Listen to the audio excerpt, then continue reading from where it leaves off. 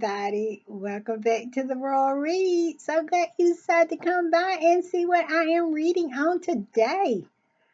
But before we do that, you know what we got to do. We got to remind you, if you like what you are seeing, if you come back and you enjoy my content, subscribe, subscribe. I'm gonna start being like Marathi. And he is be like, subscribe, subscribe, subscribe, subscribe. That's all he said is just subscribe. And I guess I'm gonna have to do that too. And hit the notification bell so you'll know when I upload. Because sometimes I get crazy with the time I upload. And give me a thumbs up so we can get this channel moving and in front of as many eyeballs as we possibly can, because I am visualizing the success of this channel already. I see it. It's going to be big. I just know it. It's going to be big. Yeah, I have had 2 coffees today. Can you tell? Can you tell? All right, then. Let's get to the read. What am I reading on the day? Well, I am still reading a little bit on Mr. Jack Royston, a little bit on him, labeling the Sussex squad as dangerous. And if you watched my video yesterday, I said, okay, I'm on that, and we'll talk about it. And then I'm also reading on this article about Maureen Callahan, one of my favorite people. Not this woman is the same woman who I saw a video of when when Kate was sitting on AI Kate was sitting on that bench saying that she had cancer. Well, cancer had been found present or whatever way she was putting it.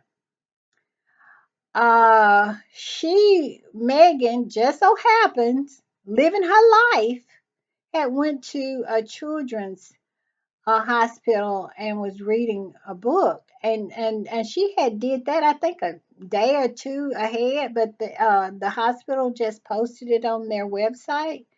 And lots of, so that's, I mean, it's not something odd or anything like that. That is, it's a lot of different celebrities do that. They go to the hospital and read books to the kids. And this thing had the nerve to call Meghan this one, this one. And I said to myself, who do she think she is?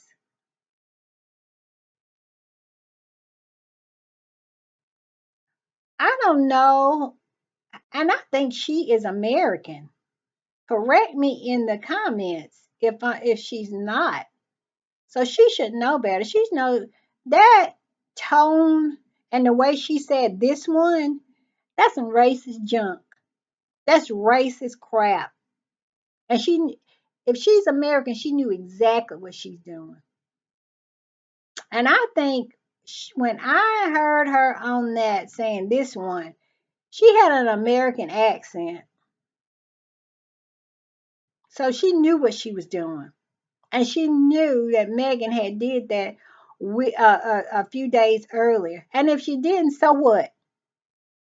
She has a right to live her life. Everything is not going to stop because Kate claimed that she has cancer. So Meghan is supposed to dig a hole and crawl in it and then pull the dirt in behind her, taking Harry and the babies in the hole with her. Is that what they expect her to do? Because Kate said she had cancer. She done wrote an article, and this is the sycophantic bullshit that they have pulled this week. Their goal, their narrative for this week. Go back and look at my video from yesterday. I said the same thing. Their narrative for this week was for Kate's popularity to skyrocket. I mean, it was all a big plan. It was going to be for this week. We just talk about this week. After the Trooping of the Colors, this is what I feel that their plan, their narrative was going to be. That's why, and I'm going to bring in Mr. Jack Royston. I'm going to bring him in a little later. But their narrative was that Kate would come in triumphantly looking 10 years younger, and her, they were going to write all these articles. They going to have all these, magazine covers. I know she's on the cover of People. I know that. But I don't know if she's on the cover or anybody else. But it's so many articles, so many articles, so many sycophantic articles that have been written. And that was their agenda, okay? That was their agenda. They had it all planned out. This was going to be their narrative. Kate comes in, she's triumphant. She's going to be hailed as the queen of everything, I guess. And they were going to write all these articles. They were going to put her on the cover of People magazine, and they were going to paint her as the next coming of Christ or somebody like that. She was going to be the second coming. Well, at least that's what they were going to try to portray her as, okay? And she would become untouchable. And it would shut everybody up on Twitter. It would shut everybody up on Instagram. It would shut everybody up, period. And when she showed up, it was going to be a huge crowd like it was when Diana passed. They were clearly expecting that. Because when they announced that she was going to be at Trooping of the Colors, they were shocked when only 10,000 or less showed up. They were shocked by that. You could see it on their faces as they stood on the balcony. Because these are people who know. If anything they know is a crowd. They know that. And they've been standing on their balcony. Kate been standing on there for what, 11 years, 11 or 12 years? She been standing on that balcony. Charles been standing on there all his life. Will has been standing on, Willie Lee's been standing on there all his life. So I bet you just looking out, they know about how many people are there. I bet they could guess how many people was there just by looking. So they know something done changed. And they rabbit that they pulled out of their hat by saying Kate was coming did not work. The people didn't show up. Nobody cared. But they carried on with the plan to have all those articles and have her own People magazine. But then they also, anytime you're going to have a hero, you have to have a villain. And simultaneously, not while they played Kate up, they wanted to make Megan the villain. I'll get it out in a minute. They made Megan the villain. So they scoured the internet for anything that they could to pin on Megan. So Nacho posted some jam and some dog biscuits on Friday. I don't even know if he posted them before that. That's something to look into. I'm gonna have to look into that and see if he posted them before that they even. Because Friday is when they said that Kate was gonna be at Trooping of the Colors. If he posted those dog biscuits and those jam before she said she was coming to Trooping of the Color, how in the world you gonna overshadow somebody you didn't even know they were gonna show up? But I digress. So what they were gonna do, they were gonna lift Kate up to heaven, and while making Meghan the villain. That's what they have done since Meghan set foot on that salty, wet, rainy, cold uh, island over there. They have tried to paint her as the villain, the woman that comes from the gang scarred neighborhood, the one who had the mother from the wrong side of the tracks with the dreadlocks in her hair and a ring nose and all. Yeah, that one. They wanted to make sure that she was the villain, and they have been out and about doing that. But one thing happened that they have just not got used to is they don't have complete control of the narrative. They're so used to having complete control over the narrative because at one point, especially when Diana was alive, whatever the newspaper said, that was the narrative. That's the way it was. They could take a wonderful person and make them into a villain by writing article after article after article of lies, and they would put it on a platter, serve it up to the UK public, and they would eat it up and ask for more. And at the end, and by the time they got through serving up the BS, the UK public thought the person who was actually a good person was a villain. They used to doing that. That is their playbook. Okay? What they are doing to Meghan is not anything new. They have used this playbook forever. They used it on Diana. But unfortunately, Diana lived in a time where they had a stranglehold on the media. It was before social media. So she didn't have any way of garnering support like you can garner support on social media. And she ended up dead. I think she was killed. That's my opinion. I'm standing 10 toes down on it.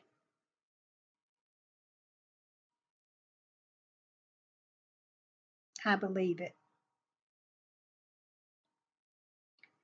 And I spoke of this last, I said last night because it was late when I did my video. Um, they did an aerial, I saw an aerial shot of Kensington Palace and all the flowers that people came to lay when Diana died. And it was mind blowing. And if you can go and find it, I don't have it with me. I didn't take a screenshot of it. But just imagine of all those people that came and laid those flowers if they had had access to Twitter, to Instagram, to Facebook. Diana would have knew she had the support of the people,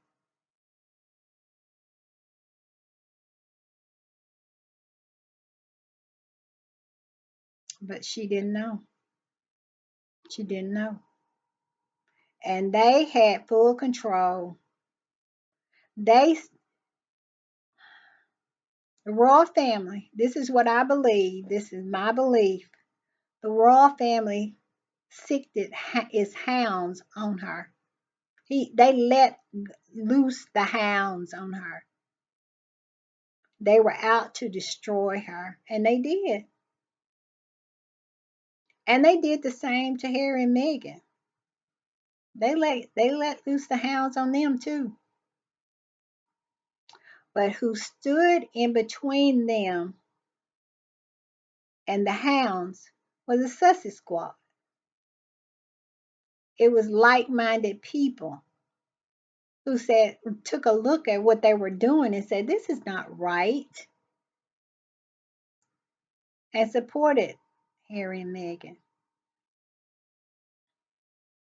And that's why people like Royston, Jack Royston, is pissed and he wants to label the Sussex squad as being dangerous. And you know what I say to that? I said I own that. I own it.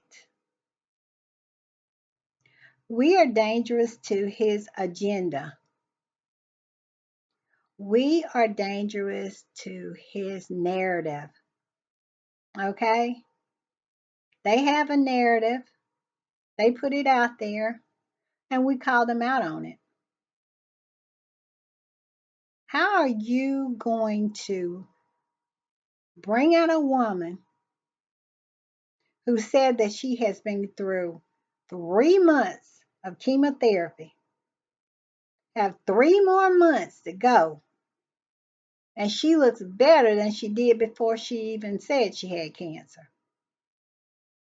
And where in the heck is that uh, AI Kate that was sitting on the bench? She looked, her face looked long, and what happened to her?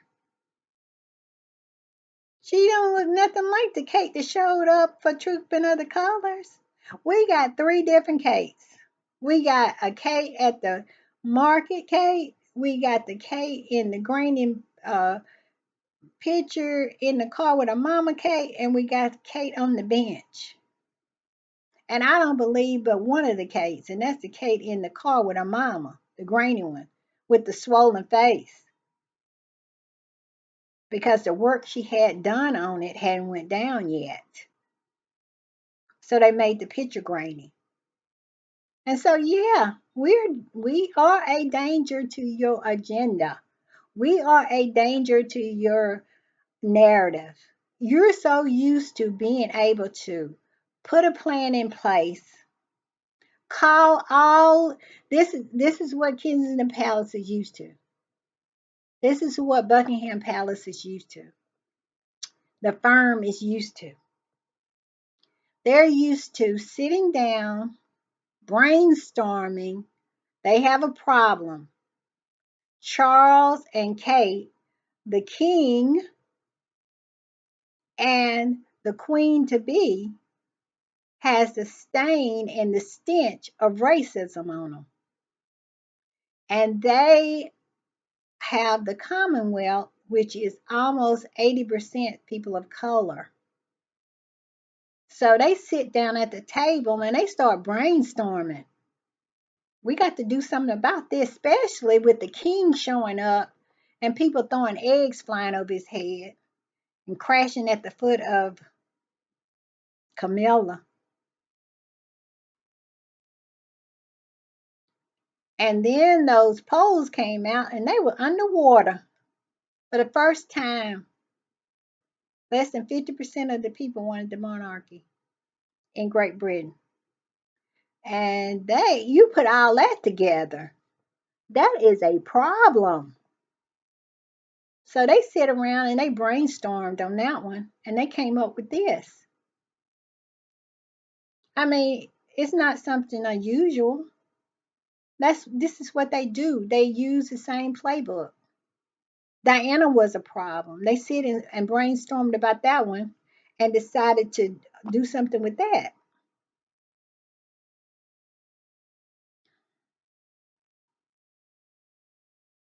And everybody know who has ever watched any of my videos what I think happened there.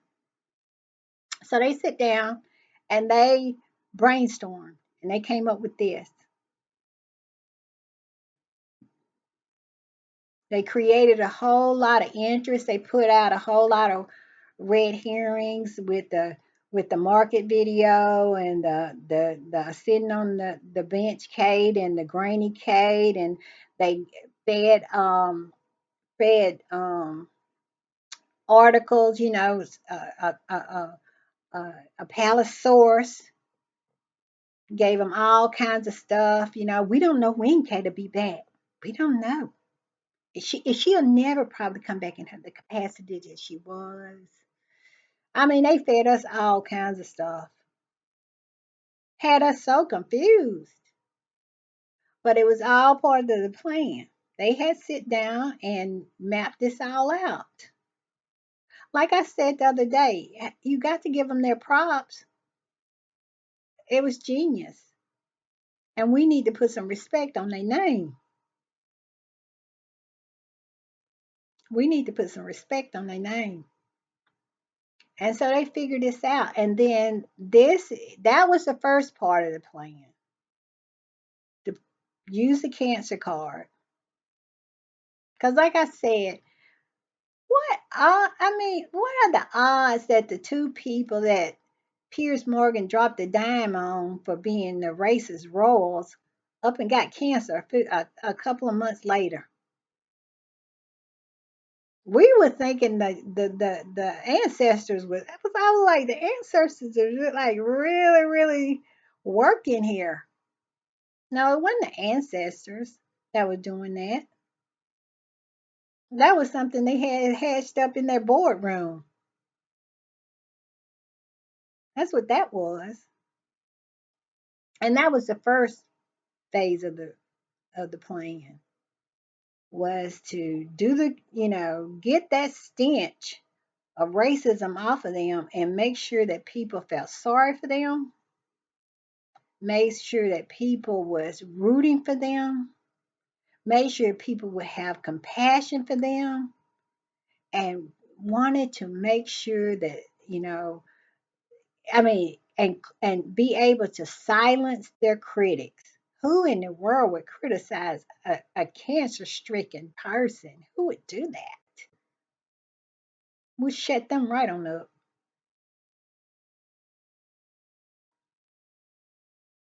And they did. They did.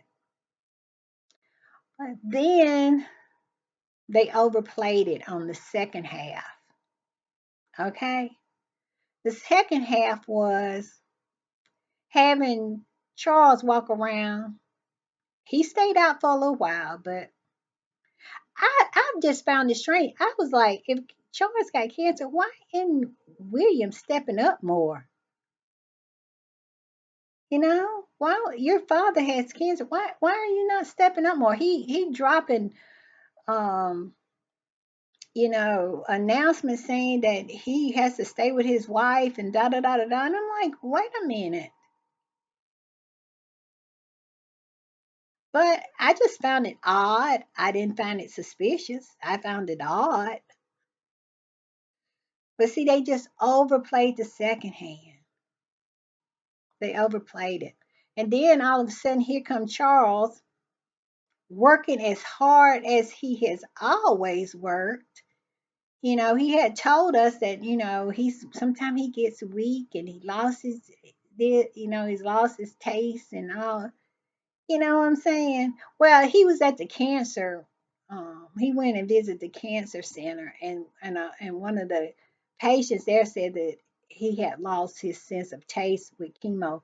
And Charles said, "Me too, me too." Come on now.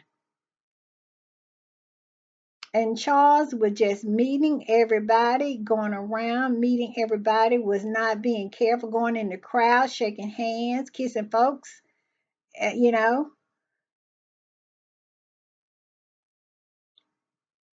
I mean, kissing people's hands. And that's the dirtiest thing in the world is somebody's hand. Flying to France and, just doing all kinds of stuff.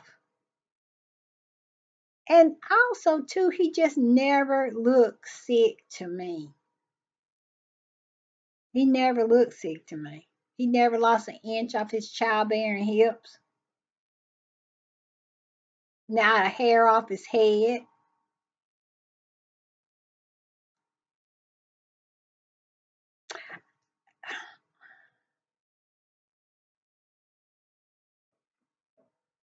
I'm doing that because I think about it.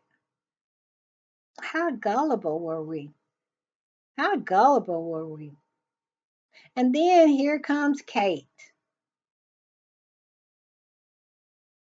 Their first phase was to hide her out, not let anybody see her, all these market videos, all this, just all kinds of stuff, all kinds of puzzle pieces they were putting out that didn't fit. But I believed them. I did. I thought she was in Houston. If you go back to some of my videos, I was convinced she was in Houston, and I didn't blame her. You got small kids, you got cancer, you got the means, you seek the best care that you can get. So I didn't blame her. But they blew the second part. Charles blew his second part by going out there kissing everybody. He was out there marching yesterday. He been at Ascot every day this week.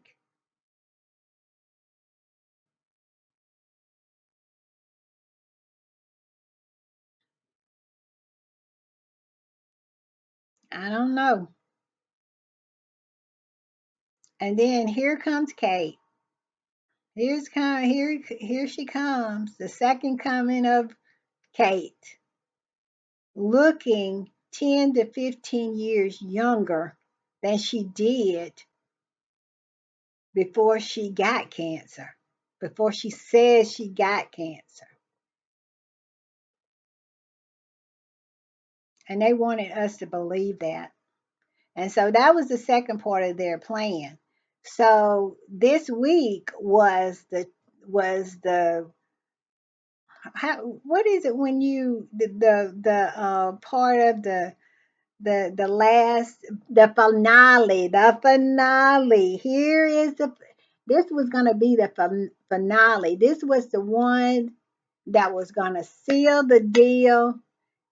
It was going to put Kate's popularity way more popular than Meghan. She was going to go to the stratosphere because she was going to be triumphant in her return. Okay? So this was going to be the finale. And what they had in place was they had all their so-called experts, all the things. I bet Kensington Palace had a spreadsheet that they handed out to all of the so-called experts. Now you write this story, and you write this story, and you write this. Here, Katie, you write about how hard it was for her, but she came and she was like a swan gliding on the pond. You write that one. And this Callahan woman, you write yours. But what we need to do is we have our hero. We make her the biggest hero ever, but we have to have a villain. So we got to tie Meghan to it in a negative way. And Nacho, which I believe, and I'm gonna look to see, posted jams and dog biscuits before, cause it was late, and there's no telling what time he posted if he was in Argentina. it was late when she made the announcement that she was gonna go to Trooping of the Colors. So it's no telling when he posted it. I'm thinking, wouldn't it be something to be posted ahead of her making the announcement? That just blows their theory right out of the water. But who cares? Really don't care. And they don't care. They just wanted a narrative. Meghan is the villain. Kate is the hero. Okay? And they wanted to just make Kate, they wanted to make Kate popularity be everything, because what we got to look at is, if Kate is more popular than Meghan, if Kate's popularity goes to the stratosphere, they have the hot commodity again. Okay? Because Harry and Meghan was the hot commodity, and they have zero access to them. But if they can make Kate the hot commodity, they have access to her, and the focus is over there where they are, and they can make the money again. They'll be able to make the money with Kate being in the paper. They'll be able to make the money. If we make Kate popularity go to the stratosphere using this scenario of her having cancer, all our problems are over. Cancer has solved our problems. Our king is, people are sympathetic towards him. You know what I'm saying? We got that. We got, and then we got a hot commodity again. We got the hot hand again with Kate and William. They're gonna be the it couple again, because she's gonna be triumphant. She's the one who's gonna be the one that triumphed over cancer. That's what they were thinking. And then along came Allison Pearson. And along came Kate herself, showing up looking like that, wanting somebody to believe that that's the face of cancer. And real cancer patients showed up, posting their pictures, posting their story, and saying, this is what it looks like, and I'm not a lesser mortal. And somehow the blowback that Allison Pearson got, it got all over Kate too. Sure did. And it was well deserved. It was well deserved.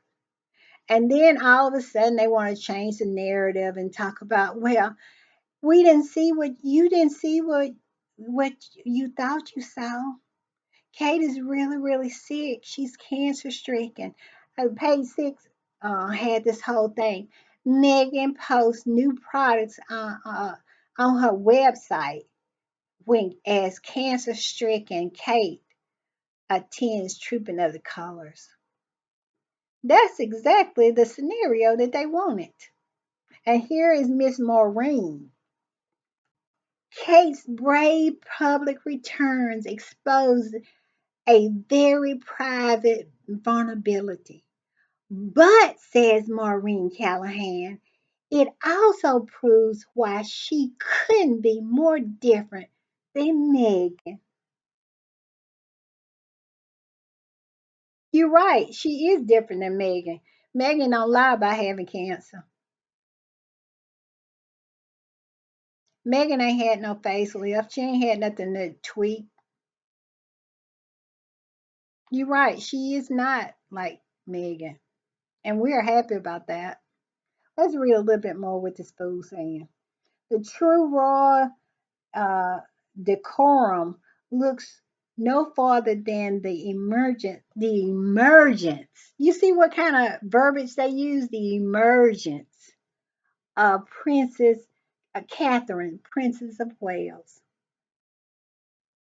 After months of quietly undergoing chemotherapy, having famously declared a retreat from public duties, the princess announced just last Friday She was feeling well enough to attend the Trooping of the Color ceremony the following day. And we all saw the pictures. We did. If she felt any better, she would be able to go and play some tennis and swim a few laps and probably, ain't no telling what else.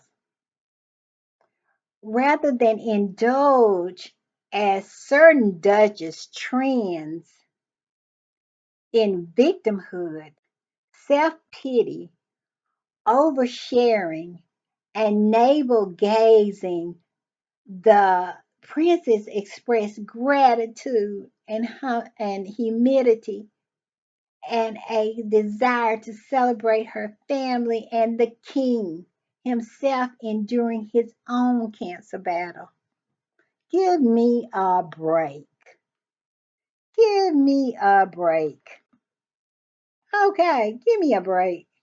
Is this right here the face of cancer? Is that what it is? Cause I don't saw a face of cancer living in my house. My mother had cancer. She died of cancer, so I know what the face of cancer looked like. It don't look like that. It don't look like a shiny new penny. All right, let's read on. Alongside a new photo of Kate standing alone in a lush wooded green, looking up towards the sun, and the spirit of health renewed the optimism. A statement read, and I'm not going to read what her statement was. Cole, hush. Shh, I have to quiet my dog. Every time I am recording, he wants to be on it. This is a remarkable admission for a woman who is quite obviously a perfectionist, who rarely sets a foot wrong, whose public presentation is immaculate, whose three young children are astonishingly well behaved.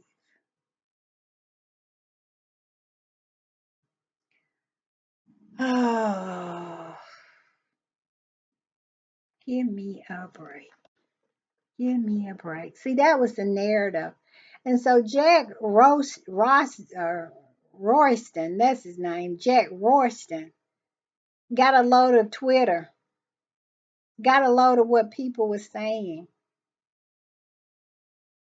And they were saying, it was one funny one on there. She said, I know y'all say things differently in the UK. Like we said potato chips, y'all say crisp. We say French fry. Y'all say chips. You say, what did she say? You say biscuits. We say cookie. But we didn't know when you said cancer, you meant facelift. I love it. I love that one. That was funny, right? I thought it was hilarious. And Maureen, uh, what is her name? Maureen Callahan. She is towing the line.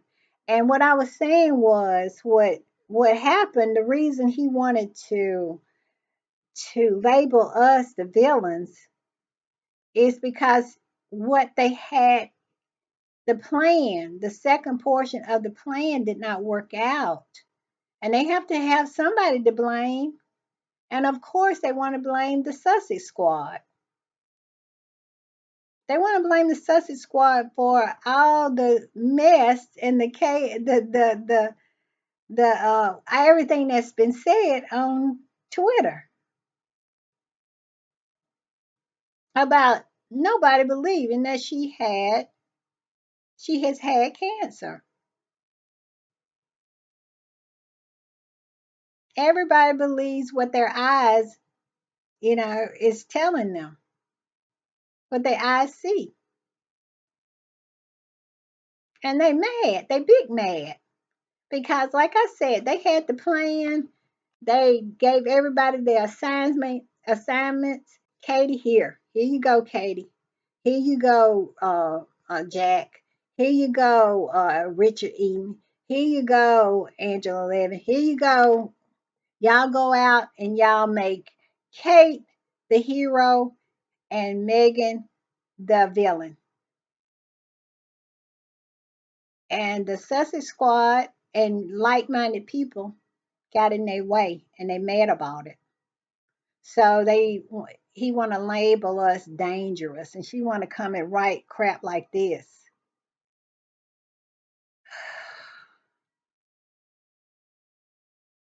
We are dangerous to your agenda, to your narrative, and we'll keep being dangerous to your agenda and your narrative.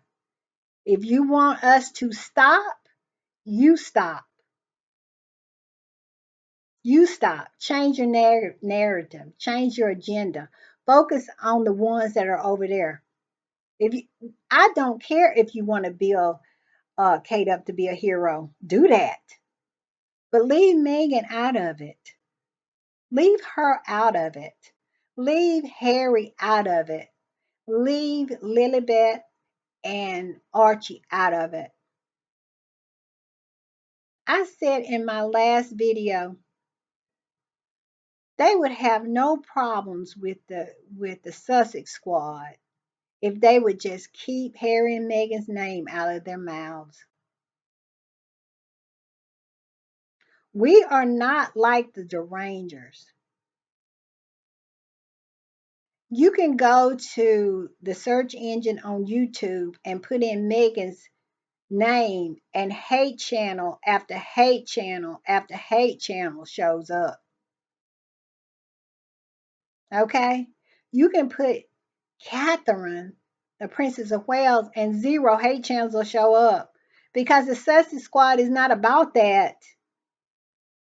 We don't dedicate channels to hate on Kate or William or Charles or Camilla. We create channels to support Harry and Meghan.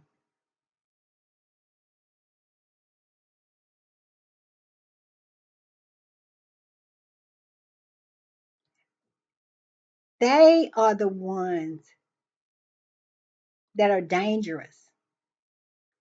You know what? It's so much stuff that went down that they have done and said. I mean, white supremacists have been put in jail for threatening Harry and Meghan and their babies.